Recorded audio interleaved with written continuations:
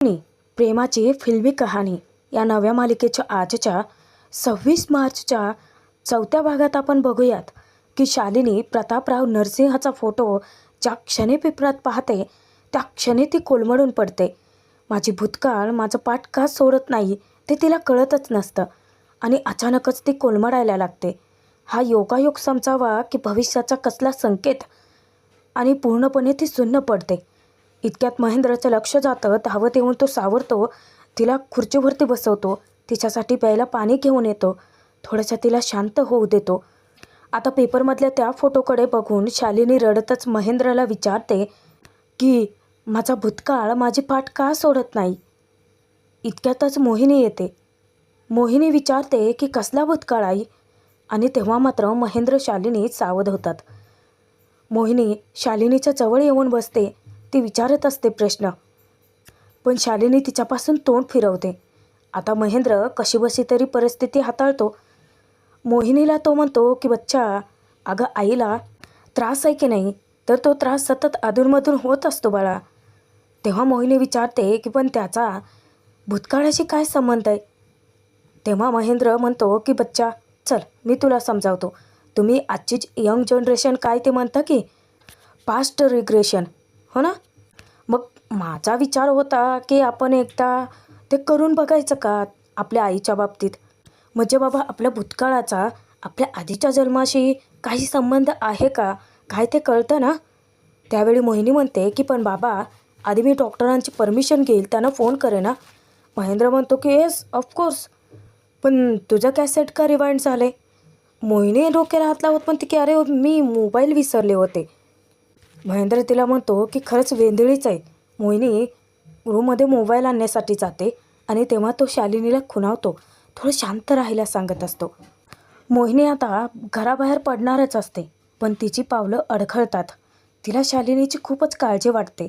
शालिनीकडे येऊन ती विचारते की आई नक्की जाऊ ना मी.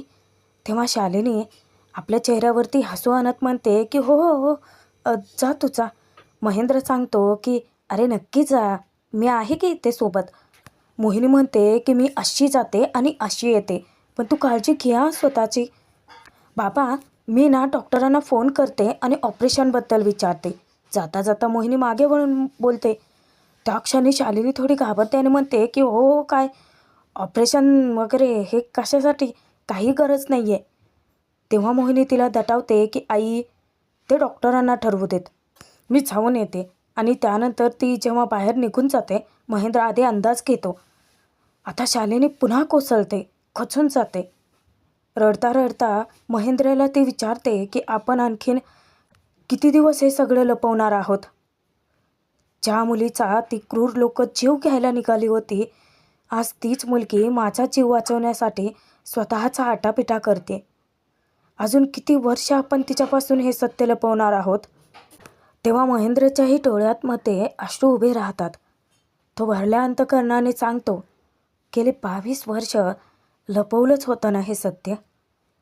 आणि तो शालिनीजवळ येतो, तिची समजूत घालतो की तुम्हाला आता खंबीर व्हावं लागेल. आज विश्वास ठेवलाय तुमच्या लेकीने, पण स्वतःला तुम्हाला सावरावं लागेलच. शालिनीलाही त्याचं बोलणं पटतं. इकडे कार्तिकी पिंकीसोबत घरी यायला निघालेलीच असते. आता पुन्हा तिने पेपरमध्ये मोठा दिवा लावलेला असतो, कारण ती पुन्हा फेल झालेली असते. त्यामुळे घरी यायला थोडीशी भीती तर तिला वाटतेच. पिंकीला ती थोडासा वेळ मागते. ती म्हणते की मला घरी नाही यायचं आहे. तेव्हा पिंकी समजावते की असं कसं काय, घरी तर जावं लागेलच ना. कार्तिकी म्हणते की तुला कळतं आहे का, मला जर कळलं ना की पुन्हा एकदा मी फेल झाली तर मारून टाकेल ती मला आता.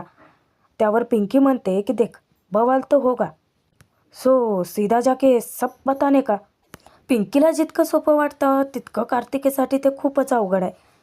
पिंकीला ती सांगते की तू जा, मला थोडा वेळ दे, मी नक्की घरी येईन. पिंकी तिच्या मागे धावत जाते. कार्तिकी तिला सांगते की हे बघ तू घरी जा, कोणाला काही सांगायची गरज नाही आहे, मी आलेच थोड्या वेळात. पिंकीला थोडी भीती वाटते, हिला एकटं सोडून चालणार नाही, म्हणून ती धावत तिच्या मागे जाते.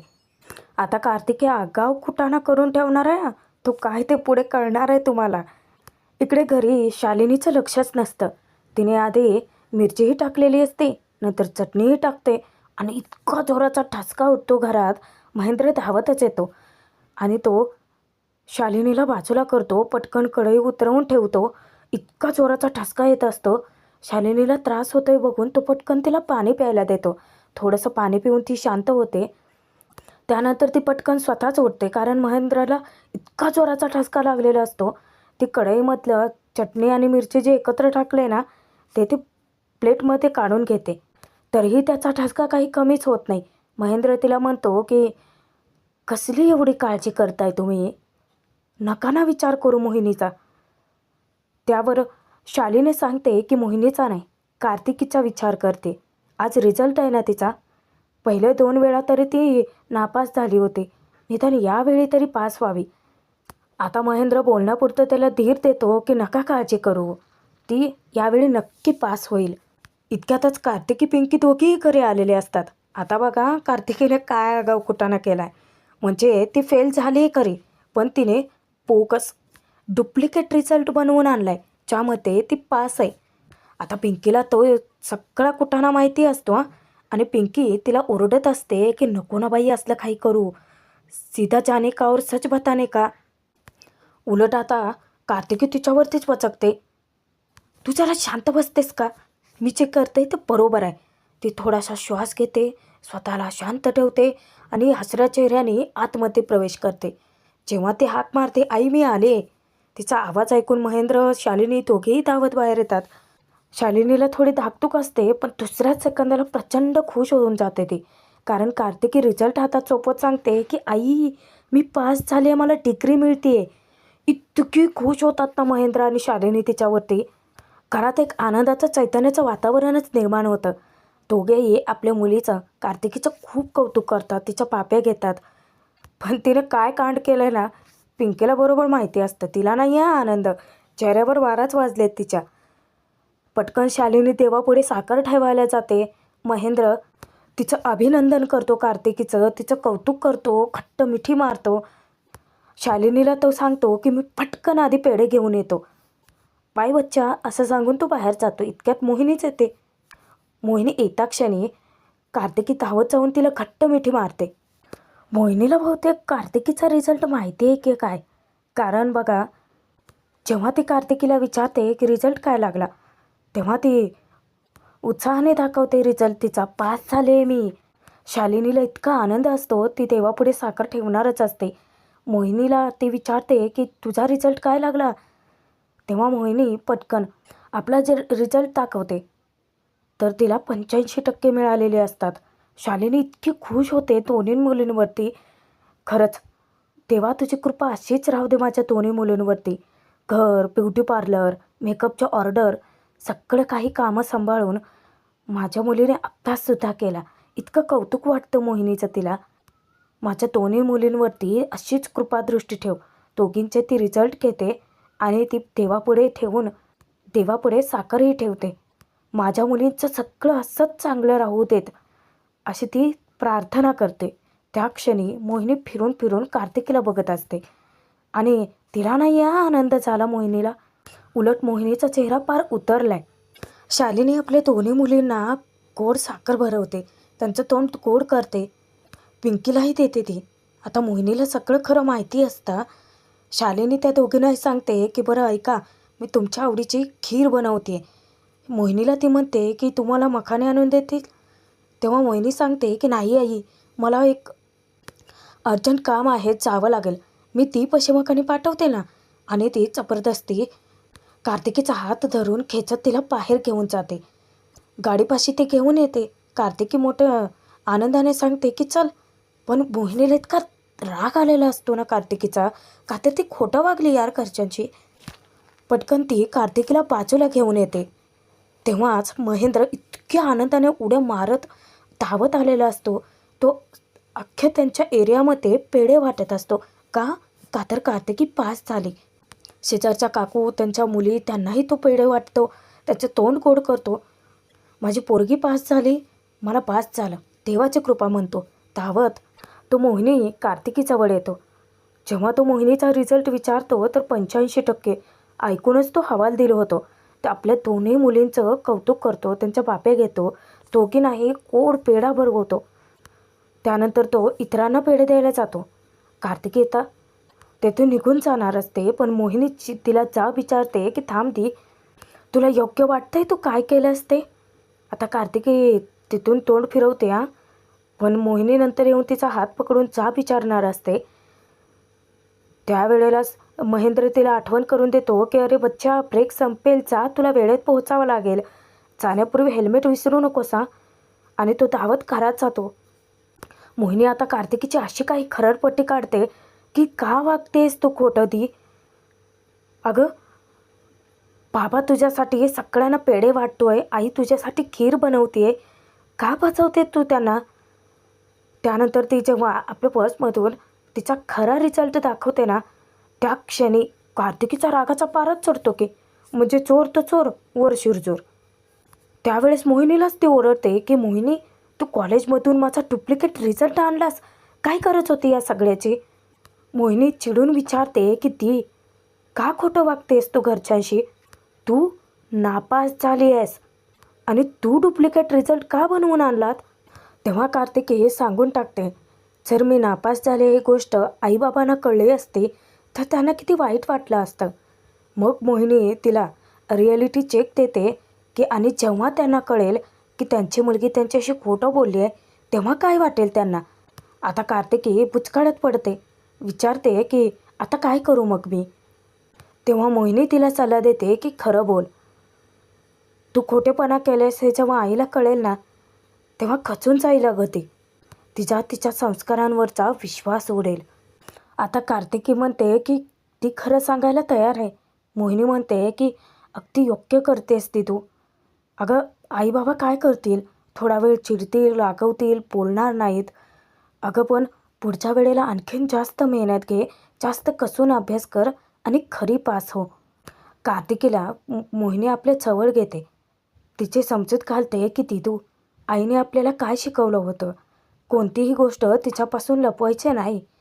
कारण तिने आपल्याला सांगितलं होतं की आपण ती गोष्ट लपवतोय म्हणजे ती गोष्ट योग्य नाहीच आहे आपल्यासाठी. आपली आई बघ ना, कधीच कुठलीच गोष्ट आपल्यापासून लपवत नाही. पण मोहिनीचा खूप मोठा भ्रम आहे. 22 वर्षापूर्वीचं सत्य जर तिला कळालं ना तर हादरून जाईल ती. आता कार्तिकीला इतकी लाज वाटते स्वतःची, शरमेने मान खाली घालते ती. मी घरी येण्यापूर्वी आईला सगळं खरं सांगून टाकते तू, असं सांगून मोहिनी आता कार्तिकीजवळ पैसे देते की आईला मखाने आणून द्या आणि ती पटकन आपल्या स्कूटरवरून सेटवरती जायला निघते. इतक्यातच पिंकी बाहेर येते. दात ओठ खात ती कार्तिकीला विचारते की अब क्यों मुंह लटकाए तेरा, क्या हुआ, जे करायचं होतं तर करून बसलीस ना. ती रिझल्ट दाखवते. पिंकी ते हिसकावून घेत म्हणते की काय ते सारखं सारखं बघायचं, पण तो खरा रिझल्ट असतो. ते पाहून ती विचारते की हे कोणी दिले तुला. तेव्हा कार्तिकी सांगते की मोहिनीने. पिंकी विचारते की मग आता काय ठरवलेत. कार्तिकी म्हणते की आईला खरं काय ते सांगावं लागेलच. आता हिने घेतलेला निर्णय पिंकीला पटतो हां, पण पिंकीच आता पेचात पडते, कारण कार्तिकी म्हणते की तू सांग खरं काय ते. पिंकी इतकी घाबरून जाते. इकडे सेटवरती पण आता मोठा राडाच होणार असतो मोहिनी आणि आर्केच्या मध्ये. कारण मोहिनी जेव्हा स्कूटरवरून सेटवर येते तेव्हा ती विचारतच असते की तिने खरं तर आईला खरं सांगायला हवं होतं. आता ती खरं सांगेल आणि आईला खूपच वाईट वाटेल, खचून जाईल ती. मी घरी लवकर जाते आज सेटवरून आणि मग आईची समजूत घालेन. ती विचार करतच चालत असते.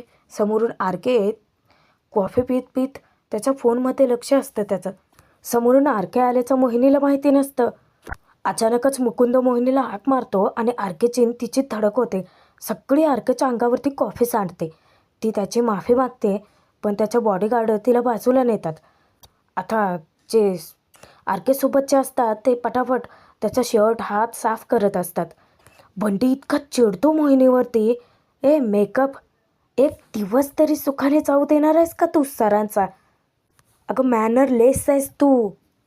तुला माहिती आहे तू किती रुपयांचा शर्ट खराब केला आहेस. थांब, ते पैसे ना आता तुझ्या परडेमधूनच कट करून घेतो. त्यावर आरके चिडतो आणि बंटीला म्हणतो की बंटी, नाही म्हणजे आरकेचे कॉस्ट्युम्स आता हिच्या परडेमधून येणार. बजेट वाढलंय वाटतं प्रोडक्शनचं. आणि तो आपलं जॅकेट उतरवतो, मोहिनीच्या पायात फेकतो आणि त्याच ॲटिट्यूडमध्ये तो केसांवरून हात फिरवत शायनिंग मारत तसाच निघून जातो. प्रेक्षकांनो, भाग इथेच संपतोय. पण पुढील भागात आपण पाहणार आहोत सेटवर मात्र या गोष्टीचा मोठा तमाशा होतो. आता बंटी तो जॅकेट जे आहे आरकेचं समोर धरून मोहिनीला विचारतो, माझ्या हातात आता किती रुपये लटकतात माहिती आहे? 10,000 रुपये. आणि तो तिच्या पायात जॅकेट फेकतो. आता ते जॅकेट आरकेचं जे आहे ते मोहिनी स्वतः धुवून देते. आरकेची तिच्यावरची नजर असते त्यानंतर मोहिनी घरी जाते. तिथे वेगळाच राडा होतो. कार्तिकीने खरं काय ते सांगितलेलंच नसतं. त्या दोघींचं बोलणं नेमकं ऐकते शालिनी आणि मग जाऊन तिला कळतं की ही कार्तिकी नापास झाले, खोटं बोलले. तिचा इतका संताप होतो. कार्तिकीला ती ताकीद देते की ठीक आहे, तुला नाही अभ्यास करायचा आहे नको करू, नाही यांना शिकायचं नको करू, मी तुझं आता लग्न लावून देणार आहे. ऐकून कार्तिकीला शॉक बसतो यार. नक्कीच पुन्हा मोहिनीवरती आपला राग काढणारा. प्रेक्षकांनो, मोहिनी या नव्या मालिकेचे एपिसोड्स पाहण्यासाठी आपल्या चॅनलला सबस्क्राईब करून ठेवा.